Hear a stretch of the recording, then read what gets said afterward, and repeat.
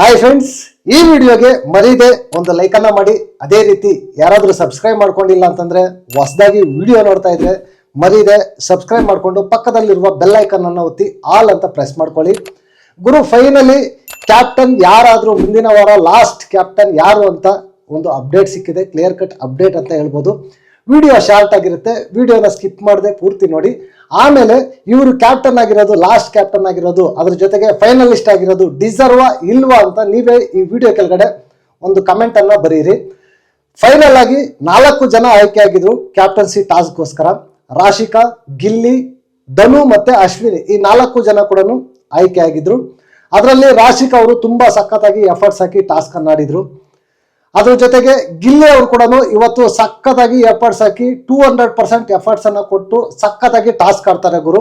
ಆದ್ರೆ just ಉಸ್ತುವಾರಿಗಳ mistake ಇಂದ ಗಿಲ್ಲಿಯನ್ನ ಮತ್ತೆ ರಾಶಿಕನ್ನ ಔಟ್ ಮಾಡಲಾಗುತ್ತೆ. ಕ್ಲಿಯರ್ ಕಟ್ ಆಗಿ ಉಸ್ತುವಾರಿ ಮಿಸ್ಟೇಕು ಅಂತ ಹೇಳ್ಬೋದು. ಎಪಿಸೋಡ್ ಅಲ್ಲಿ ನೋಡಿದ್ರೆ ಕ್ಲಿಯರ್ ಕಟ್ ಆಗಿ ಗೊತ್ತಾಗುತ್ತೆ.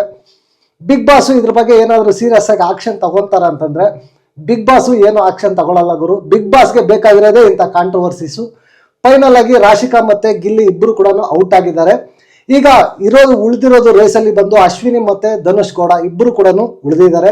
ಇವರಿಬ್ಬರಲ್ಲಿ ಈಗ ಕ್ಲಿಯರ್ ಕಟ್ ಆಗಿ ಮುಂದಿನ ವಾರದ ಲಾಸ್ಟ್ ಕ್ಯಾಪ್ಟನ್ ಆಗಿ ಆಯ್ಕೆ ಆಗಿರೋದು ಧನುಷ್ ಗೌಡ ಅವರು ಆಯ್ಕೆ ಆಗಿದ್ದಾರೆ. Congratulation, all the best. First finalist ಅಂತಾನು ಹೇಳ್ಬೋದು. ಈಗ ಫಿನಾಲೆಗೆ ಒಂದು ಹೆಜ್ಜೆ ಕಾಲನ್ನ ಇಟ್ಟಿದ್ದಾರೆ. Congratulations, all the best.